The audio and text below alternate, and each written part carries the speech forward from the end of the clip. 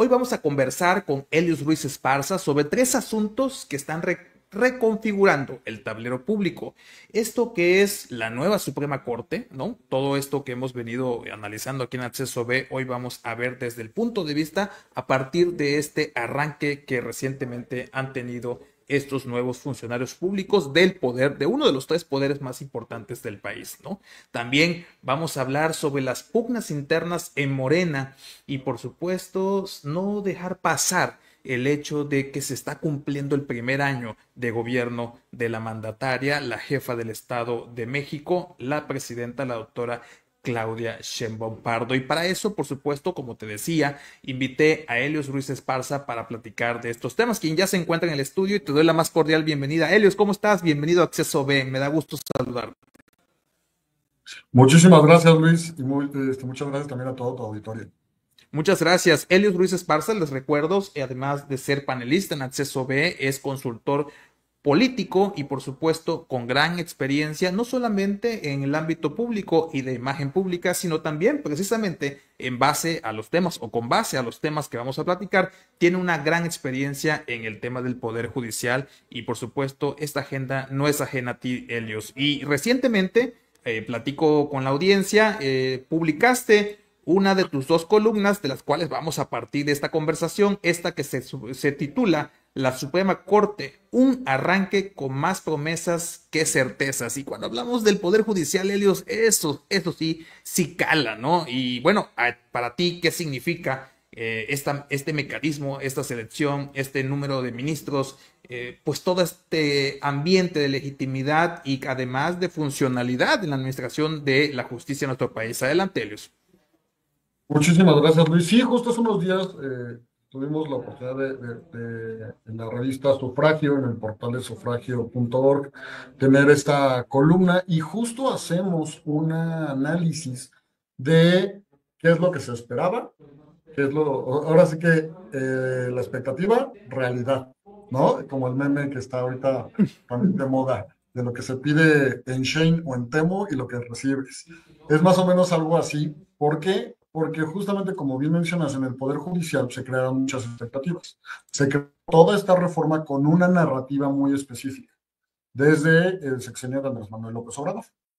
Y este análisis que hacemos lo hacemos a partir no de un tema político, sino de un tema de consultoría, es decir, de imagen, es decir, de comunicación. Porque tenían todo y como dirían los comentaristas de fútbol, la dejaron ir. ¿Por qué? Porque tenían todo el poder ejecutivo, tenían el poder legislativo a su favor, se tenían medios de comunicación a favor, se tenían muchas cosas, ¿no? O sea, todo nuevo, literal, el órgano administrativo, el tema del Tribunal de Disciplina, todos los ministros, en fin. ¿Qué ocurrió? El tema es que al crear esta gran expectativa, al crear esta gran burbuja de un nuevo poder judicial, de algo que sí ahora sí va a funcionar porque lo de antes no funcionaba, ahora sí va a salir todo porque antes no servía. Al crear esta gran expectativa, pues se esperaban resultados o acciones de ese nivel. ¿Qué fue lo que ocurrió? Pues que realmente no se están dando esos resultados y se están dando señales de comunicación, de acciones y demás totalmente contrarias a todo lo que se venía creando en la narrativa. Entonces, dentro de este análisis que hacemos, se menciona que esta narrativa que se creó o que se quería crear, pues no se está dando. ¿Por qué? Por las incongruencias. Cuando un político habla sobre que va a ser A, B, C y de repente termina haciendo X, Y y Z, pues hay una incongruencia. Y la gente dice, oye, pero pues tú habías dicho esto y estás haciendo esto otro. Y ahí mencionamos algunos puntos importantes que, a ver, si tuvieran alguna persona que estuviera apoyándolos, asesorándolos, haciéndoles un seguimiento y un acompañamiento dentro de todo este tema de comunicación, sería un poco más fácil. Primero, que todos estuvieran de acuerdo con la estrategia de comunicación. ¿Por qué? Porque todo comunica. Después de que se tomó, por ejemplo, mencionamos algunas cosas, los actos o los rituales que se hicieron al inicio. ¿Por qué en el platicar de las personas, justamente se mencionaban algunos pros y contras? Algunos estaban a favor, ¿por qué? Porque era rescatar las raíces, ¿no? Las raíces indígenas del presidente. Y de repente algunos hablaban en contra, ¿por qué? Porque fueron muchos ritos, ¿no? Fueron muchas acciones. Desde las 5 de la mañana estuvo en Copilco con un grupo de indígenas, luego en el centro histórico, en el Zócalo, se hizo otra ceremonia, aparte después se hizo, me parece que otra, y al final ya la protocolaria, junto con la presidenta Claudia Sheinbaum y los representantes del poder legislativo. Fíjate que ahí, Helios, y voy a detenerme rápidamente porque eso me parece importante rescatarlo bastante. Esta expectativa de la que hablas en tu columna, que generó este discurso, esta narrativa que se construyó durante mucho tiempo, desde que el expresidente ahora, Andrés Manuel López Obrador, desde su conferencia matutina, empezó la cruzada por esta conquista del Poder Judicial y bueno, hasta la fecha de la elección y estos primeros días, ya mes obviamente de la nueva administración, de estos nuevos jueces y juezas, estos nuevos ministros y ministras, en este caso que estamos platicando. ¿Y cómo hablas de esta comunicación? ¿Cómo ves? Y según te escucho, te leo, y ahora que nos explicas, me da la impresión de que todo ese bono de expectativa, pues ya se difuminó, se fulminó en menos de 2 meses, en menos de un mes, porque ahí, bien decías tú, bueno, a partir de esta toma de protesta del nuevo Poder Judicial, fueron cometiendo una serie de pifias que para ellos, al interior, seguramente eran estrategias de comunicación, pero que hacia afuera hay algo importante que no se deja de decir, que pues la justicia sigue en espera, sigue en pausa, sigue lejana y que bueno, dicho sea de paso, por más que hagan ellos, hablo del nuevo Poder Judicial, por de alguna manera buscar que la comunicación les beneficie, pues yo creo que los está rebasando constantemente la cotidianidad de las circunstancias del la y el mexicano, en el sentido de que no está buscando en el nuevo Poder Judicial las respuestas que tanto se prometieron en campaña, ¿no? Es justo eso. A ver, aquí no estamos analizando si es bueno o es malo. Y la narrativa que se creó desde Andrés Manuel López Obrador es buena o es mala. Lo que estamos hablando es desde el punto de vista de la consultoría y de la asesoramiento en comunicación política. ¿Por qué? Sea bueno o sea malo, hay que tener una consistencia y una congruencia. Entonces, como te comentaba, hacer tantos ritos, ¿no? Hacer tantos rituales. Obviamente, pues eso es costoso. Después, se crea una nueva forma, ya no existen las salas, la primera sala y la segunda sala, todo es en el pleno, ¿no? Con un ministro menos. ¿Qué ocurre? Pues ya salió una ministra justamente, ¿no? A decir, oye, pues es que vamos a tener más carga y va a ser más complicado administrativamente y va a ser muy complejo. Pues sí, y eso era lo que muchos analistas decían, ¿no? Pero ya está diciéndolo después ya que ganó ella. Entonces, ahí el tema justamente es eso. Por ejemplo, a ver, la semana pasada, antes de que los últimos días, para cerrar septiembre y para comenzar octubre, la ministra Lenia solicitó más espacio para su equipo porque tiene muchos asesores, siendo que ella tiene más de 250 metros cuadrados o más que cualquier otro ministro. Solicitó tener más espacio, solicitó tener los 700 metros cuadrados aproximadamente, lo que no la dejaron, o sea, obviamente lo votaron en contra, ¿no? Porque ya tenía más espacio que todos los demás y pues se salió enojada, ¿no? Del pleno. Cuando dices, oye, ¿cómo por ese tipo de cosas, siendo que están otros temas más importantes, inclusive para la 4D, ¿no? El tema de Ricardo Salinas Pliego y otros temas más importantes que tienen prioridad, eh, pues obviamente la gente y los medios toman más en cuenta eso. Entonces, ese tipo de cuestiones, ver cómo en los plenos abiertos cómo hay ministras que de repente piden a los asesores entrar para que les digan cuál es el sentido del voto o por qué es de cierta forma el sentido del voto. Cuando ves al ministro Chicharrón, que según esto estaba muy bien preparado y por eso era el ministro Chicharrón, lo ves literalmente leyendo la definición de Wikipedia de ChatGPT de algunas cuestiones. Ese tipo de cositas son las que derrumban toda la narrativa que vienen construyendo desde Andrés Manuel López Obrador. Y eso ocurre en todos los espacios, en todos los partidos políticos, en gobiernos, ocurre en muchos lados, pero aquí lo estamos viendo de forma, eh, ahora sí que desde las entrañas, ¿no? Porque lo están haciendo muy burdo. Entonces, este análisis se hace con esa intención, para que vean cómo, o sea, porque a ver, fueron años, literal, años de construcción de la narrativa para que la gente estuviera a favor de la reforma, para que la gente tuviera esa bandera y que dijera, sí, Andrés Manuel, la 4T y después, posteriormente Claudia Sheinbaum quieren mejorar el poder judicial y tal, tal, tal. Ok, está bien. Y fueron años de construcción de narrativa. En menos de un mes se está derrumbando esa narrativa. Cuando tenían todo para llegar y crear esta imagen y esta narrativa del superpoder, el poder judicial que por fin llegó cercano a la ciudadanía, no que terminando la toma de protesta se vayan al pie de Cuchón, ¿no? Que es uno de los restaurantes más fifís de la Ciudad de México. Ese tipo de incongruencias que hace una ministra, un ministro por acá, otro por allá, otro por acá, pues va minando todo ese trabajo que se hizo con mucho esfuerzo de otras personas. Entonces, ese es el análisis en el cual quisimos hacer hincapié en esta columna.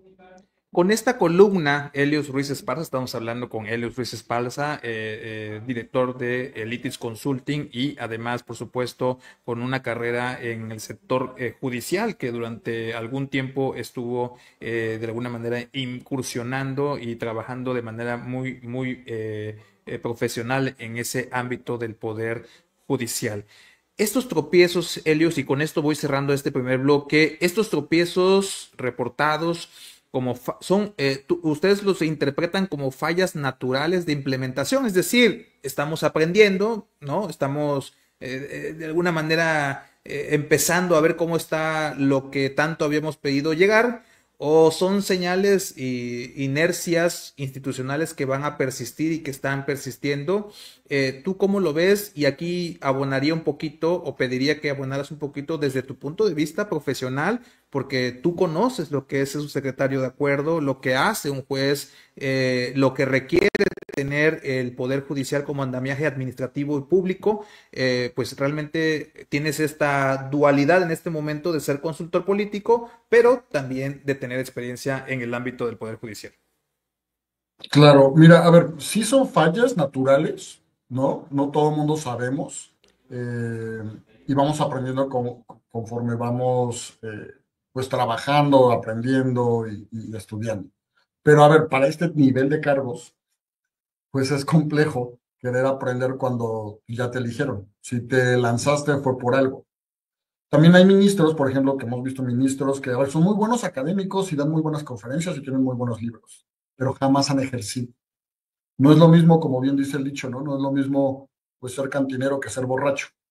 Entonces, ese es el problema que hemos visto. Como bien comentas, yo fui secretario técnico de la Comisión Nacional de Tribunales Superiores de los Estados Unidos Mexicanos, de la CONATRIP, y me tocaba estar en contacto con todos los tribunales superiores de todos los estados y también también me tocaba estar en contacto mucho con la Suprema Corte de Justicia. ¿Cuál es el tema? A ver, antes, ¿qué ocurría? O sea, había ciclos donde de repente entraba un ministro o dos ministros o hasta tres ministros nuevos, pero había otros ministros que ya sabían, ¿no? Y que iban acompañando a estos nuevos en lo que agarraban ritmo o aprendían. Acá, ¿qué ocurrió? Pues solamente hay tres ministras que ya eran, ¿no? Pero, digo, dos ministras que ya eran, pero pues también eran de cierta forma nuevas. Hemos visto nada más allá a una ministra que tiene cierta experiencia, que le sabe y demás, pero pues los demás no. Entonces, como bien decía Ricardo Monreal, es que hay que tenerles paciencia, están aprendiendo. Pues para esos niveles no necesitamos a alguien que esté aprendiendo, necesitamos a alguien que sepa y que uno de los argumentos que se decía era que se requiere justicia ya. Pues no tenemos tiempo justamente para esperar a que aprendan justamente en ese sentido. Segundo, el tema que bien comentas, los equipos de trabajo. Hay gente dentro de los nuevos jueces, magistrados, inclusive ministros, que quieren llegar con sus equipos de trabajo, que no tienen conocimiento de lo que muy bien dices tú, qué es un secretario de acuerdos, qué es cada uno de los elementos que requiere un equipo, sí o sí, un equipo judicial. Porque, a ver, estos no son diputaciones plurinominales. Y, o sea, son cosas que van más allá. Inclusive, hay muchos estados, y eso no lo han visto muchos medios de comunicación. De hecho, voy a escribir la próxima columna sobre este tema. Justo esta semana vamos a escribir sobre este tema. ¿Por qué? Porque ya están habiendo renuncias de magistrados y jueces Sí, jueces. locales y federales que fueron recién electos, porque ya se dieron cuenta de todo el trabajo que se tiene que hacer y ya se dieron cuenta que no es nada, nada fácil. Entonces, ya ha habido varias renuncias en varios estados de justamente jueces y magistrados recién electos a, pues justamente esto. Entonces, yo auguraba que era más o menos como en 2 meses iba a renunciar mínimo el 5%, pero pues se me adelantaron. Ya van más del 5% y se adelantaron a los 2 meses que había predicho yo. Sin duda, y eso es relativamente, y bueno, más bien esencialmente importante, porque estamos viendo que empiezan estas primeras fallas del sistema, empiezan a burbujear en este ambiente público en donde también hay que decirlo con claridad. Digo, la presidenta, y ya vamos a pasar al final de la conversación sobre el análisis de la presidenta Claudia Sheinbaum, pero la presidenta hace un esfuerzo de comunicación que sin duda es importante, pero debo decir que en el ámbito de la defensa del Poder Judicial se ha visto rebasada la situación de comunicación y de pues falta de resultados en las expectativas que tenía la mexicana y el mexicano, y que se suma pues evidentemente al discurso de que poca votación y poca de participación en la pasada jornada electoral, se suma a esto que pues se habla de la legitimidad y del proceso de resultados, pues está conjugando ahí una situación que pues para el primer grupo de personajes que llegaron a este poder judicial por el voto directo, pues está saliendo muy costoso políticamente hablando en comunicación. Bueno, veremos qué pasa en el transcurso de estos meses por venir, pero por lo pronto tienen cuesta arriba la situación, sin duda alguna, Helios. Totalmente, totalmente. Y a ver qué ocurre, si dan un cambio, un giro o siguen igual. Traes muteado. Otras, otras cosas que estamos viendo, Helio, sin duda alguna te decía, otras cosas que estamos viendo en tu proceso de análisis político es esta próxima columna que sacarás acerca precisamente, y pasamos a otro bloque en este espacio, este tema de Morena, ¿no? El partido actual del sistema actual, del régimen actual, que dicho sea de paso, durante ya 7 años, ha tenido una presencia muy importante en el país, ha ganado como marca de partido, ha ganado no solamente la presidencia en el 2018, sino la retiene en el 2024 y pues al cumplirse un año de la presidenta Claudia Sheinbaum como la primera jefa del Estado mexicano, también trae consigo una serie de estados como nunca. Morena tiene presencia en el país indudablemente, pero hay muchos discursos, hay muchas formas que se están viendo en este contexto de Morena Partido que pues hablan de esto que desarrollas en tu columna y que titulas Morena y los tiros de precisión, la política que se cocina desde adentro. Y eso es importante leerlo porque a partir de allí se pueden conjurar, se pueden visualizar próximos pasos para este 2027 y por supuesto para el 2030. Pero ¿cómo partimos, Helios? ¿Cómo interpretas que desde adentro del sistema político la estrategia esté desgastándose mediáticamente, incluso señalando a liderazgos particularmente propios, ¿no? Mira, creo que algo interesante y que creo que muchas personas coincidimos es que la oposición de Morena iba a venir dentro de Morena, porque no se ve ni al PAN, ni al PRI, ni Movimiento Ciudadano como una oposición de peso, pues, ¿no? O sea, para pelearle a Morena, pero sí dentro de las facciones que existen dentro de Morena. Y lo habíamos visto ya desde antes, ¿no? Justamente cuando se da ya el paso a, desde la candidatura, desde la candidatura propia de Claudia Sheinbaum, se vieron pues la separación de grupos, ¿no? Por un lado, el tema de Marcelo Ebrard dentro de la candidatura que ya posterior como que replegó justamente, y es la corcholata que menos golpes ha recibido, si se dan cuenta. Las demás corcholatas, pues, han estado siendo minadas de cierta forma en cuestión de la imagen y en cuestión de ciertos temas que se traen ahí para ellos. Por un lado, Ricardo, Noroña, justamente Fernández Noroña, eh, se complica el tema con lo de su casa, se complica con el tema de todo la salida ya de presidente del Senado de la República, al punto de que, si recuerdan, él quería repetir, él quería seguir siendo, y de hecho dijo que no iba a soltar la presidencia del Senado. Después de que empieza ya, pues, ciertas indicaciones, ¿no?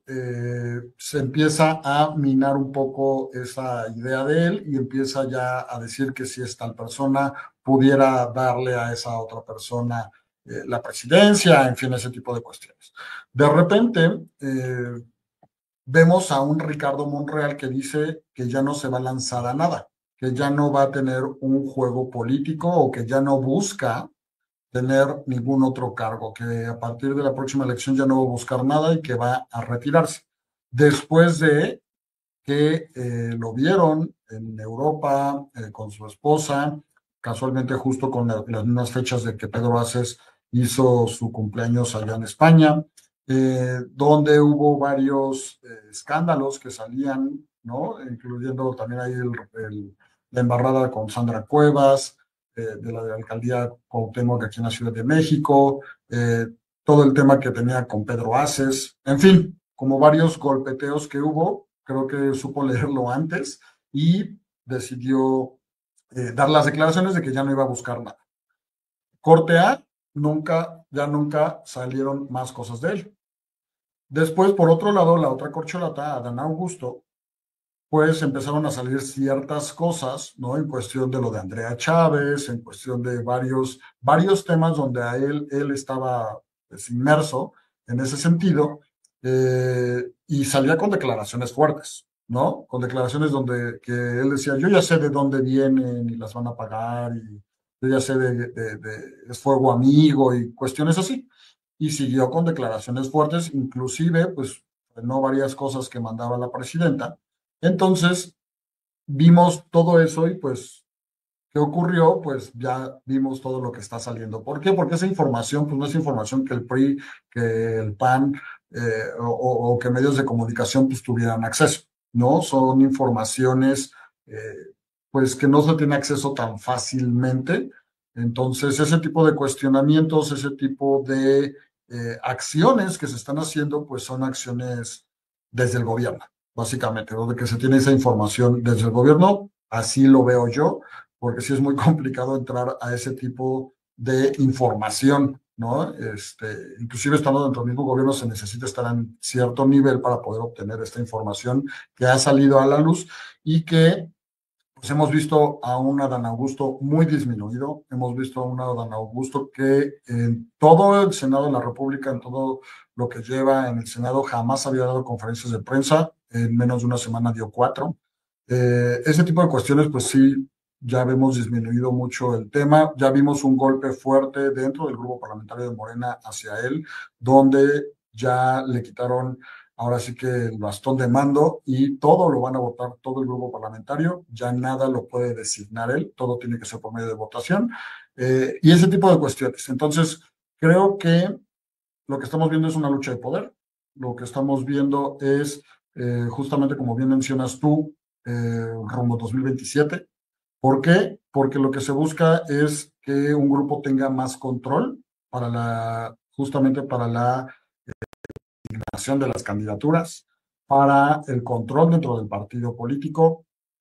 Si recuerdas también dentro del partido, la misma presidenta Luisa María Alcalde, pues hacía antes una defensa más férrea, ¿no? Directamente hacia los liderazgos, hacia las corcholatas, y hoy en día ya no ha salido a dar declaraciones tan contundentes, ¿no? Ya se está alineando un poco más hacia la narrativa de la presidenta. También vimos la semana pasada justo cuando la secretaria de Gobernación eh, fue al Senado de la República, pues vimos el discurso, ¿no? Y vimos la comunicación no verbal, ¿no? De que no quiso ni saludar a Dan Augusto.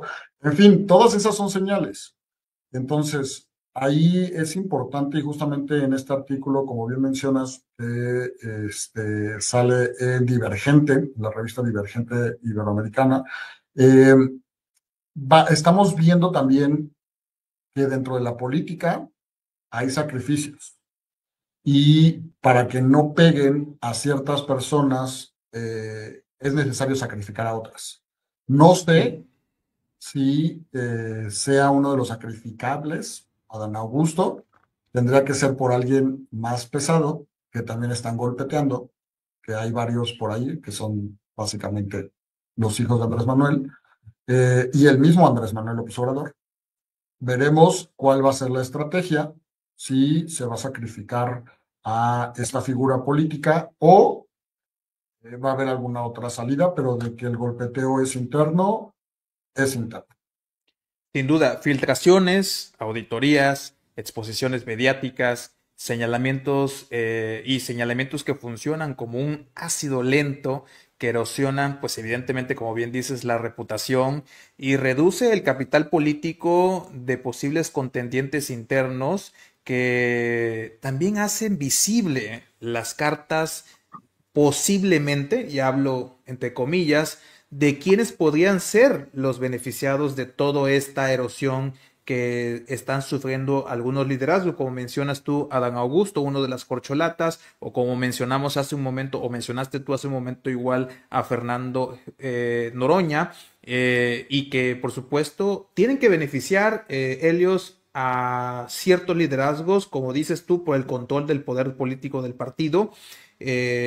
¿Tú a quiénes ves? Yo te voy a dar mi particular punto de vista y obviamente tú eres el especialista y el analista. Yo veo que en principio, por supuesto, se beneficia la figura de la presidenta de la República, es decir, muestra una entereza, un control y un dominio de la agenda pública del país, en su lenguaje corporal, en sus dichos, en su forma de llevar la narrativa. Me parece que ella es la principal beneficiada. Y si le sumas en el ámbito de la opinión pública, pues hoy los bonos de la presidenta están muy altos, derivado de este enfrentamiento que tiene con Donald Trump cada 15 días, cada mes, relativo a los aranceles y toda esa situación que pues evidentemente también es una política de comunicación del vecino país del norte.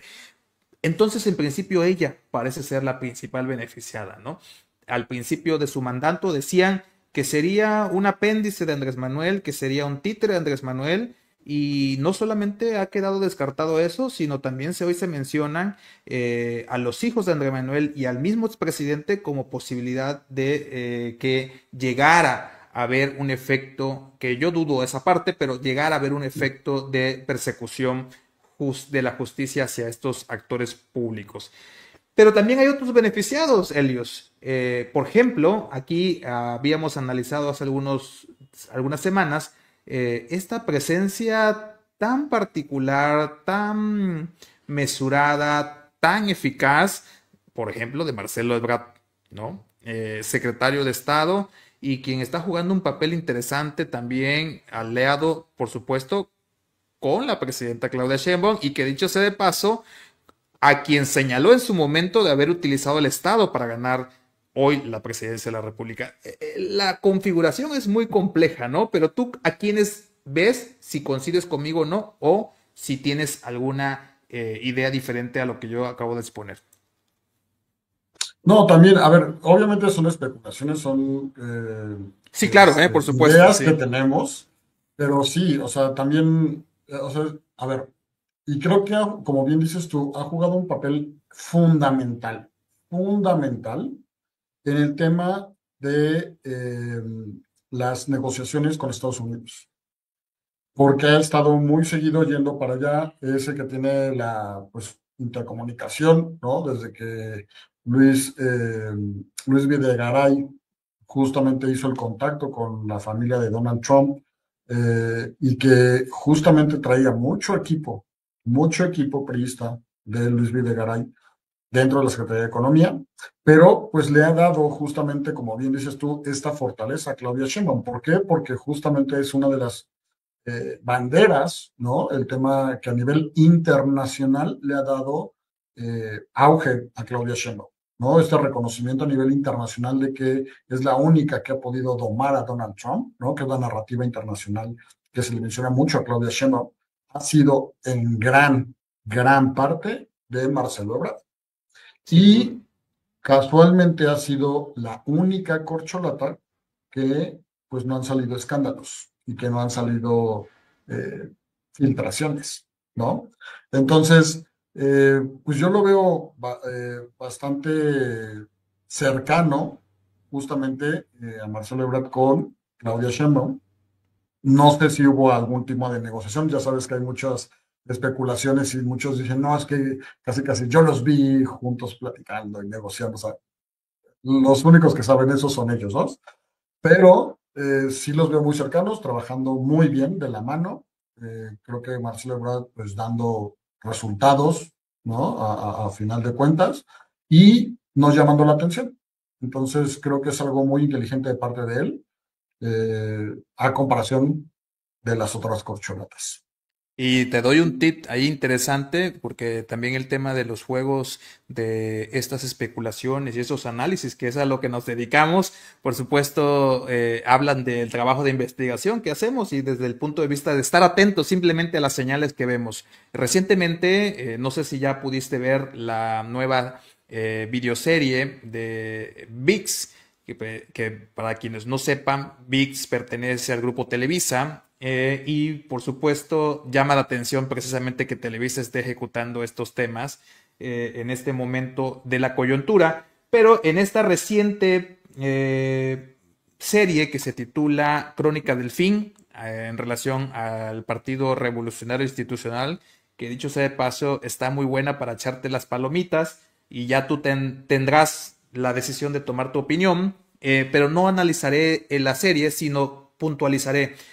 Uno de los personajes que sale en esa serie precisamente es Marcelo Ebrard, y que por supuesto habla desde una coyuntura de haber militado en el PRI, pero en una coyuntura muy cuidada, muy particularmente, si lo quieres ver desde un punto de vista estratégico, y que a lo que voy es lo siguiente, pareciera ser que estos elementos que estamos platicando pues aceleran sin duda alguna el rumbo de una sucesión presidencial, y que aquí lo platicó Jenner Torres, un economista y analista, también panelista de Acceso B, quien decía y vaticinaba que él ve una alianza entre la presidenta Claudia Sheinbaum y Marcelo Ebrard dentro de los resultados de gobierno, sin duda, pero que puede ser precedente a un acuerdo para el 2030. Entonces hay que estar muy atento a todo esto que está pasando dentro de Morena, y que por supuesto cada vez se pone mucho más interesante,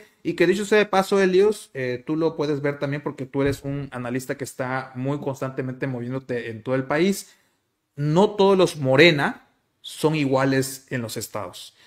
Si bien a nivel nacional están teniendo un éxito, ¿no? Un éxito como sistema de poder, como nuevo régimen, ganando elecciones, A nivel local está otra situación. A nivel local están perdiendo elecciones, a nivel local están reduciendo el número de gobernados y esto llama mucho la atención tomando en cuenta un desgaste y por supuesto este discurso que les está pegando ante la opinión pública de la corrupción y por supuesto de estos abusos y por supuesto también, hay que decirlo con todas sus letras, de estos intereses ocultos que pues hablan de mucho dinero y de enriquecimiento ilícito por algunos actores que por supuesto están siendo señalados. Vamos a estar atentos a todos estos temas. Helios, antes de pasar al tercer tema, ¿quieres cerrar rápidamente con esto en el tema de Morena o nos vamos al tercero?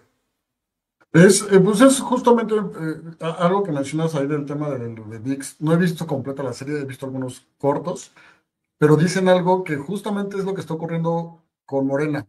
Y para cerrar esto, lo que tardó tanto tiempo en caer dentro del PRI, ¿no? Que fue esta lucha entre Madrazo y el Pastor Gordillo, que fue lo que, literal, a partir de ahí fue lo que empezó a caer ya radicalmente el PRI, ¿no? Las luchas internas, es lo que está ocurriendo exactamente lo mismo con Morena, nada más que todo fue muchísimo más rápido dentro de Morena. Igual será bueno que vean esta serie de los de Morena para que no tengan los mismos errores. Que no caigan en su propia situación. Pero dice Diego Fernández de Ceballos, panista No murió el reconocido a nivel PRI. nacional, que el PRI no murió, que simplemente se cambió de chaqueta. Vamos a ver que al final son dichos de otras personas, solamente los comentamos aquí en este espacio. Y bueno, cerramos este análisis, este interesante programa, Helios, con este primer año de gobierno de Claudia Sheinbaum. Lo decíamos hace un momento, pues recientemente fue su primer año, aunado precisamente de todo lo que hemos venido platicando, de este ejercicio de la primera mujer presidenta de México. ¿Cuál es tu evaluación de este primer año de gestión en términos de expectativas cumplidas, por supuesto, y pues las promesas pendientes, Helios? Porque creo que esto pesa más, esto de las promesas pendientes. Adelante, Helios. Pues mira, yo creo que se quedó con la rifa del tigre, ¿no? Porque obviamente eh, las crisis que han ocurrido, pues no han sido crisis generadas por ellas, sino son crisis heredadas, no solamente del sexenio pasado, de otros sexenios, pero la gran mayoría del sexenio pasado, y sobre todo las crisis un poco más fuertes, ¿no? O sea, pero también, a ver, a nivel internacional, como bien mencionabas tú, hemos visto a nivel internacional este tema que comentamos ahorita de todo este tema de negociaciones con Estados Unidos y directamente con Donald Trump. Creo que al ser mujer y al ser contundente, ¿no? En la cuestión de la comunicación que se ha tenido con el país vecino, ha sido algo muy interesante, ha sido algo que le ha redituado con creces, ¿no? Tener claridad en qué es lo que se quiere, claridad en qué es lo que se está haciendo, claridad también, más apertura a el poder realizar más acciones en conjunto para que no tengan argumentos de decir lo contrario, justamente Donald Trump, ¿no? Que es como hemos visto que está jugando, por ejemplo, con Canadá, ¿no? Eso no lo ha hecho con México.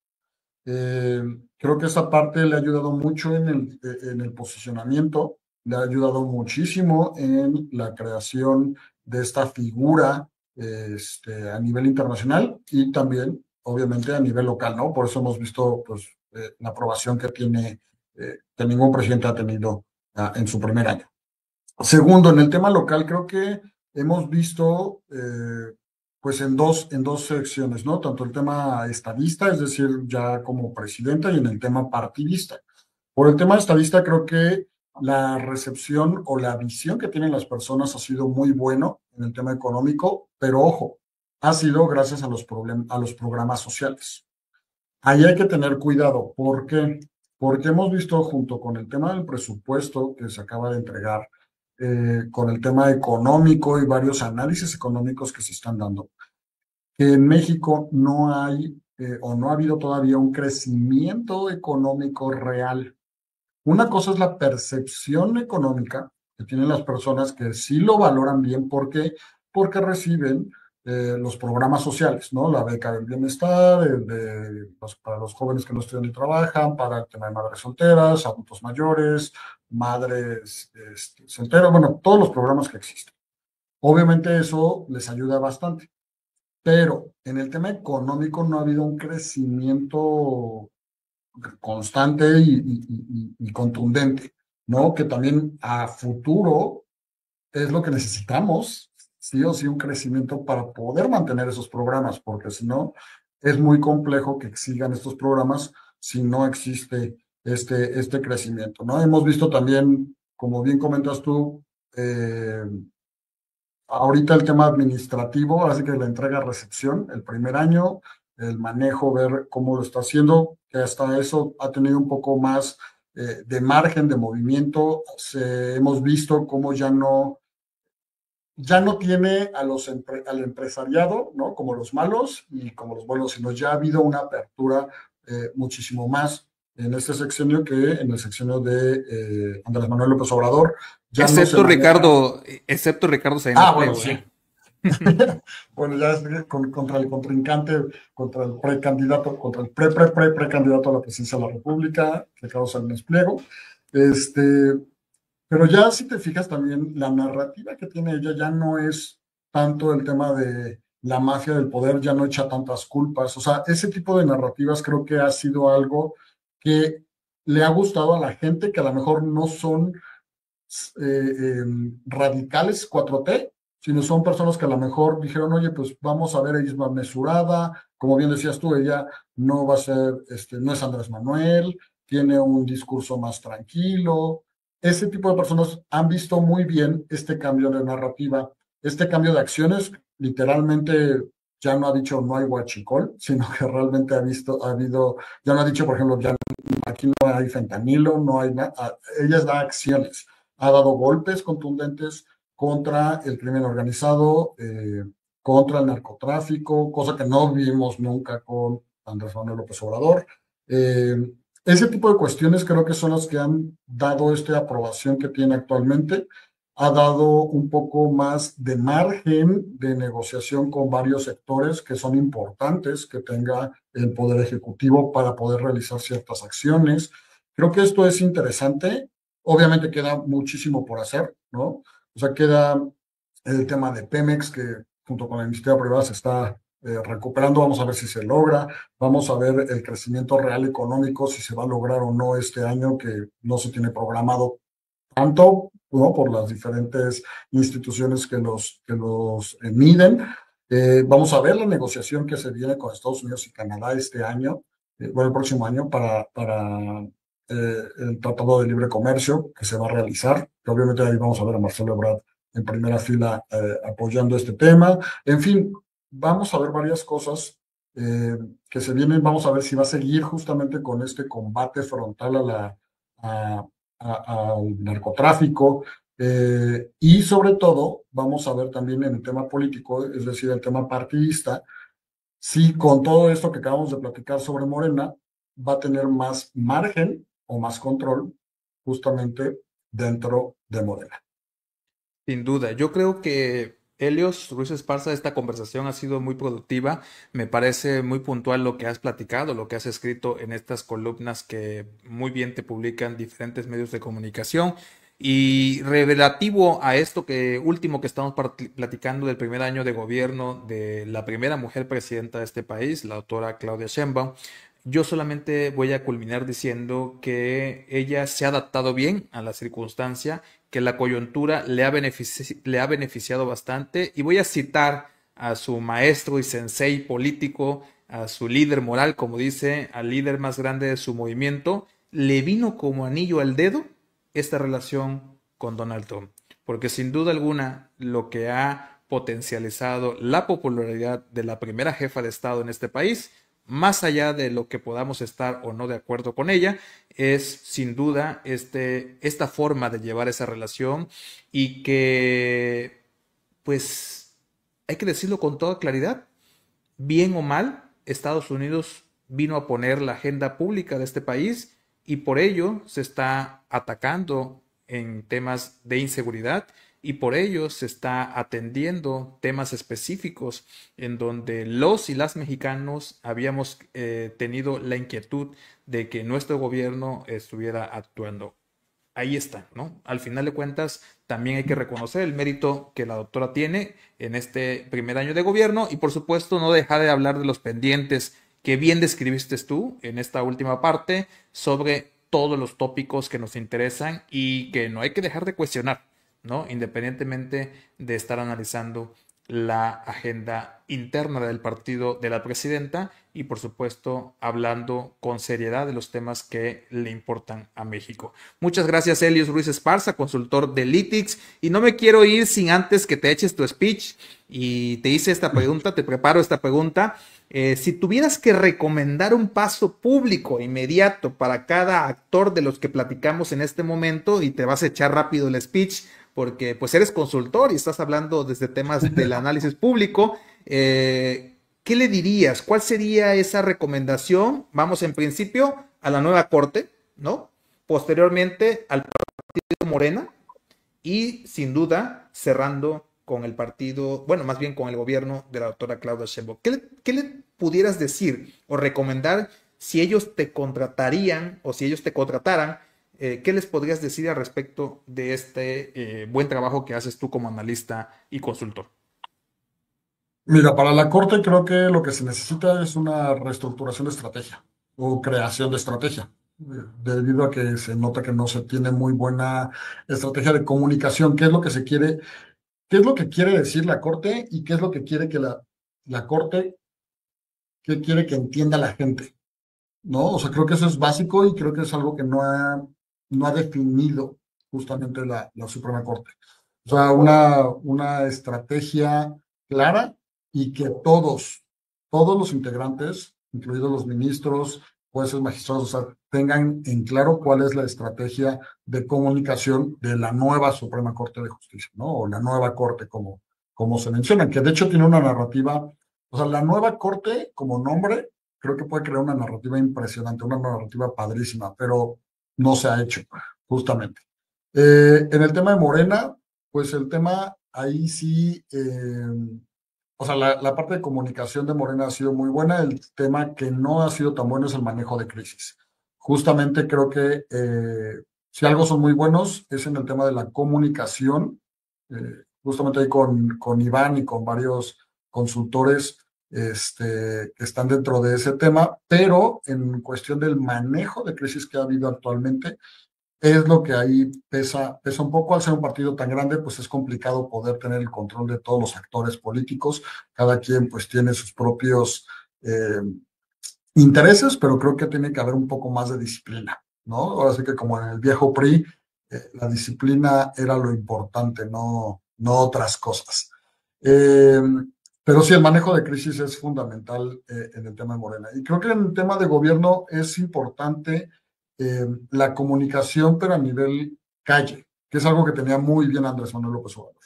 El tema de que todo lo que se está haciendo llegue, pero a la calle, no solamente en redes sociales. Eh, que llegue, porque, a ver, si bien tiene una buena imagen, no se tiene tanto conocimiento de lo que se está haciendo con los sectores bajos, ¿no? Se tiene el tema de los siervos de la nación, se tienen algunas estrategias muy interesantes que se pueden utilizar, pero yo lo veo bastante viable. Y en el tema, yo creo que de Claudia Sheinbaum, algo que le ha funcionado, pero creo que a lo mejor pudiera mejorar o aumentar para tener mayor aceptación, es el tema de la inclusión de la sociedad civil, ¿no? Tener más respaldo, bueno, tener más accesibilidad de parte de la sociedad civil hacia la presidencia, que la presidencia escuche más a la gente, ¿no? Y grupos inclusive hasta no disidentes, sino grupos que necesitan que los escuchen, grupos sociales, eso pudiera abonar, porque son cosas que está haciendo la misma presidencia de la República, la misma presidenta, creo que está a favor de eso y no creo que tarde mucho en hacerlo, por cómo va haciendo estas cosas. Sin duda es un tema que hay que estar muy atento a todo lo que está en este acontecimiento de la agenda pública. Y te hacía, y con eso finalizaba este programa, porque finalmente es importante que desde el punto de vista profesional se pueda abordar todos estos temas. Gracias por haber participado en en este episodio de Acceso B, en donde por supuesto ustedes tienen su boleto. Yo los invito a que podamos estar en contacto con Helios Ruiz Esparza, a que compartan esta conversación y por supuesto que lo visiten estas columnas. Y pues Helios, finalmente, ¿dónde te publican? Y también en dónde te podemos contactar para poder tener una amplia comunicación contigo. Entiendo que estás elaborando una red de estrategas importante a nivel nacional e internacional. Cuéntanos rápidamente y por favor finaliza con dónde podemos contactarte. Muchas gracias. Bueno, tengo columnas quincenales en sufragio.org, en Divergente Iberoamérica, Mensaje 360, Fuentes Fidedignas de Sinaloa. Tenemos también algunas en Horizonte Multipolar de Uruguay. También en algunos otros países tenemos algunas columnas que nos hacen el favor de invitar. Todas las pueden ver en nuestras redes sociales como @elitixconsulting. Ahí pueden en nuestras redes sociales ver todas las columnas en las cuales participamos.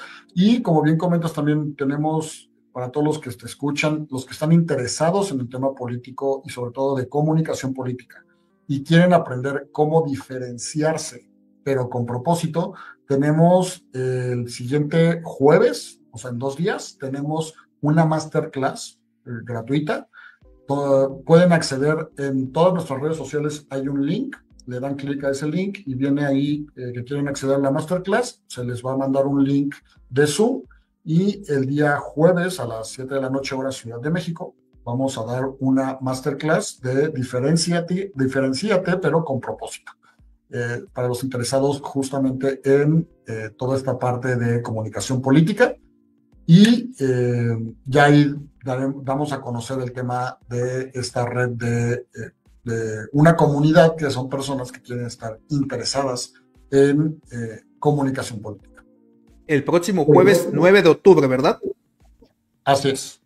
Perfecto, ahí está la invitación para que todos puedan estar en sintonía contigo y precisamente en pantalla vemos la red social de Elitis Consulting, que es de la que habla Helios Ruiz Esparza y del cual es evidentemente el director pues de esta gran consultoría. Gracias Helios Ruiz Esparza, te mando un fuerte abrazo y por supuesto nos vemos en la siguiente emisión aquí en tu espacio Acceso B, donde por supuesto tú tienes tu boleto.